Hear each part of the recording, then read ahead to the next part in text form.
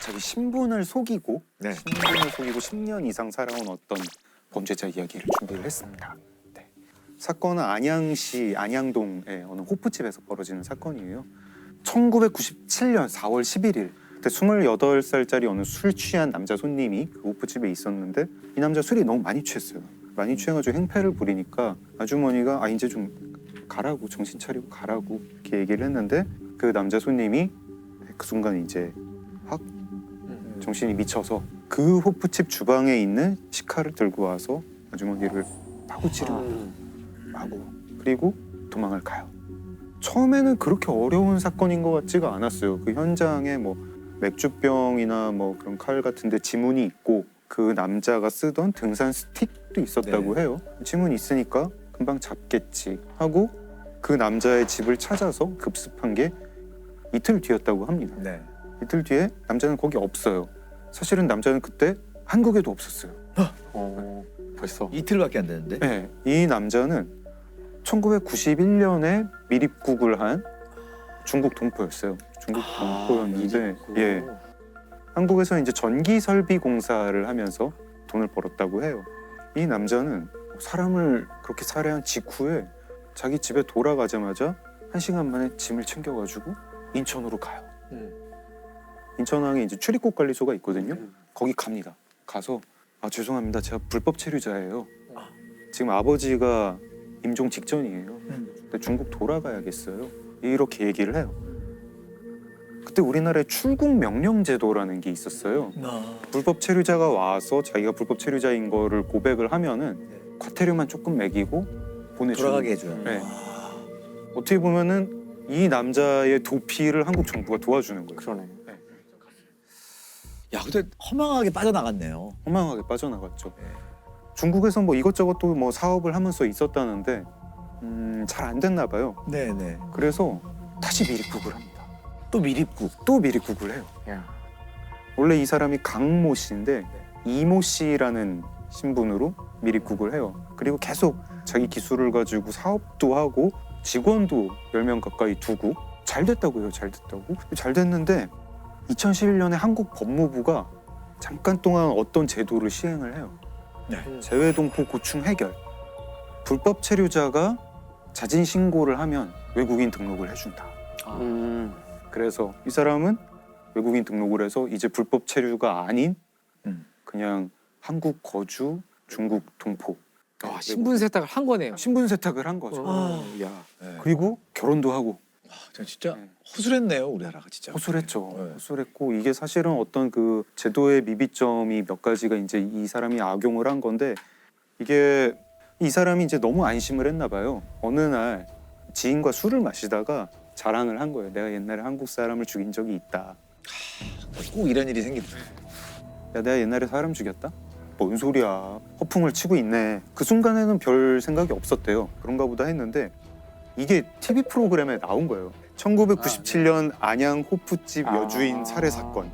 이제 범죄를 다루는 TV 프로그램에 나온 거예요. 그래서 그 지인이 그걸 보다가 이게 그 사람이 해준 얘기랑 너무 비슷해서 경찰에 신고를 해요. 경찰에 신고를 해서 그 사람 중국에 아니고 지금 한국에 있는 것 같다고. 그래서 경찰이 그 신고를 받고 보니까 이게 좀 신빙성이 있는 것 같다 하고 수사에 착수를 합니다. 그 강모 씨라고 하는 사람의 어머니가 한국에 살고 있다는 건 알고 있었고 네. 그 어머니의 전화 통화를 추적을 해보니까 계속 어떤 사람이랑 자주 통화를 해요. 누군데 이 어머니랑 자주 통화를 하지? 지문을 뗐더니 강모 씨가 1997년에 출입국 관리소를 나가면서 인천을 나가면서 그때 지장을 찍었어요. 그 지장 지문이랑 같은 거예요. 그래서 체포를 했고 그럼 거의 20년 가까이 지난 거네요? 네, 19년이 지난 거죠. 그 살해 사건으로 97년에 살해를 했고 그 사람이 자랑을 한 게 2016년 5월이에요. 이제 강모 씨라고 해야 될지 이모 씨라고 해야 될지 이 범인은 자기 진짜 생일도 까먹고 그러고 살고 있었대요. 체포가 됐고 처벌 받았겠죠? 처벌 받았죠. 징역 13년형을 받았는데 살인을 저지른 강 씨가 국내에 있다는 제보를 받은 경찰은 지장을 역추적한 끝에 수원에 살던 강 씨를 건간 겁니다. 정말 죄송합니다. 죽을 죄를 냈습니다. 글쎄요. 근데 저는 이렇게까지 신분 세탁을 해서 대한민국에서 20년을 가족을 이루고 살았다는 굉장히 충격적이네요. 미국에는 가끔 이런 일들이 있잖아요. 뭐 그렇죠. 주만 벗어나서 네. 완전히 다른 사람으로 사는 경우. 우리 뭐 미국 드라마나 영화에서 흔히 나오는 반전이잖아요. 사실은 뭐 피해자인 줄 알았던 사람이 사실은 범인이었고 뭐 피해자 행세를 한다든가 이게 되게 이제 흔히 나오는 틀인데 한국에서 쓸 수가 없어요. 한국 범죄 소설 작가는 이걸 트릭을 쓸 수가 없는 게 주민등록제도 때문에 그렇습니다. 주민등록. 개인 고유 번호죠.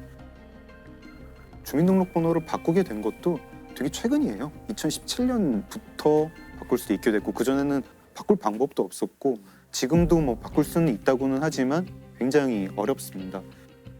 그리고 그 주민등록증 받을 때 10손가락 지문은 다 찍고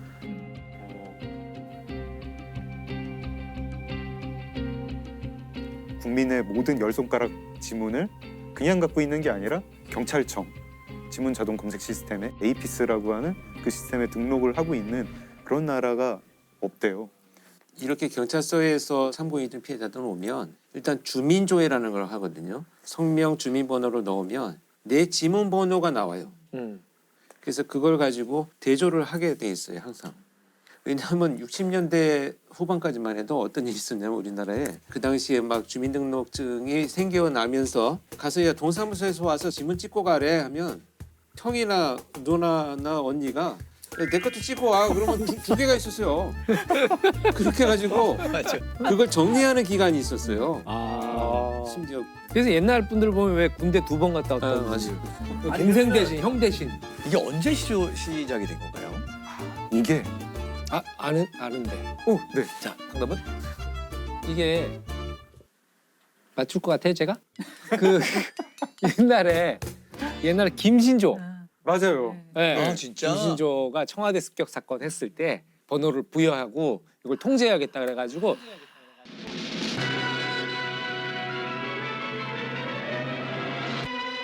(1월 21일) 밤 10시경 북한군의 무장 간첩단이 어둠을 타고 감히 서울까지 와서 난동을 부렸습니다. 생포대 간첩 김신조의 기자회견이 열렸습니다. 이번에 어떠한 임무를 가지고 내려오는 사람들이에요. 청와대 내부에는 박정희 대통령을 모아따를 거하고 무장 간첩을 침투시켜 남한의 사회 질서를 교란하고 민심을 동요시키는 데 혈안이 돼 있다고 말한 김신조는 자기와 같은 살인 무장 간첩 2,400명이 현재 훈련 중이라고 말했습니다. 김신조 사건 때문에 이제 한국 사회가 굉장히 쇼크를 많이 받아서 도입된 게 많은데 전경, 예비군제도, 그리고 주민등록번호. 그때 한 거예요? 네. 그 주민등록번호라는 게 사실은 간첩 잡는 제도였던 거예요. 네. 그렇네요. 박정희 대통령이 1번. 맞아요. 그 주민등록번호 뒷자리 1번이 박정희 대통령이에요. 100001. 그때는 이제 뒷자리가 6자리라서 주민을 감시하기 위한 제도였고 뭐 우리를 도와주려고 하는 제도가 아니었는데 실제 우리 국민들은 주민등록번호 제도에 대해서 그렇게 문제의식 안 가지고 계신 것 같아요. 네, 우리는 그냥 전 국민 다 찍으라고 하고 전 국민이 대부분은 그냥 찍는 건가 보다 하고 찍어요. 일단 범죄 수사나 이쪽에서는 상당히 긍정적인 면이 많을 수도 있는. 긍정적인 면이 있죠. 그렇죠. 근데 우리는 그것이 바로바로 추적이 되니까 도움을 줬기 때문에 모르겠어요. 평가가 약간 좀 갈리는 것 같아요. 안전, 통제, 자유, 감시 이게 정말 얘기죠. 동전의 양면 같은 건데 내 자유를 조금 희생해서라도 내가 안전해지는 게 좀 겁이 많으니까 네, 좋다. 근데 저는 조금 약간 좀 불만도 있는 게 네.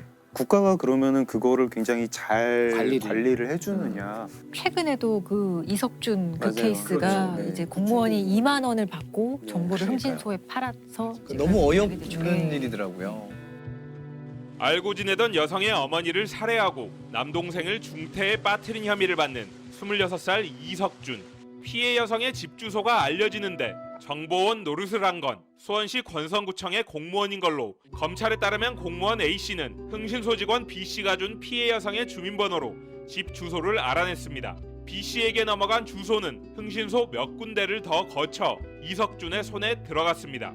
고작 2만 원을 받으려고 공무원이 넘겨준 개인정보가 끔찍한 범행으로 이어졌던 겁니다. 너무 어이없는 일이더라고요.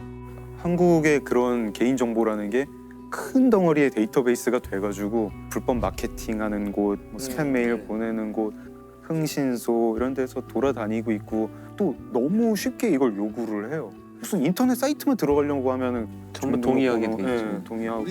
약간 제 정보는 제 권리잖아요. 그쵸. 권리가 있는 듯해 보이긴 하지만 동의하지 않으면 가입할 수 없고. 그러니까요. 동의하시겠습니까? 아니요, 그러면 안 되는 거예요. 그리고 엄청난 양의 약관 속에 그 얘기가 들어가 있는 거잖아요. 그렇죠. 선택이 아니고 이제 통보죠. 통보죠. 네. 그러니까요. 그래서 더 이상 개인 정보가 아닌 것 같아요.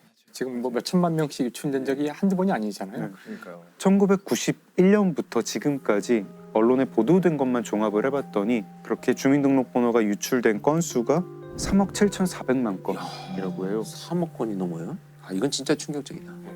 지금 개인정보는 나에게는 권리, 남에게는 재산이자 나를 감시하는 도구입니다. 디지털 시대에 점점 커지는 숙제입니다.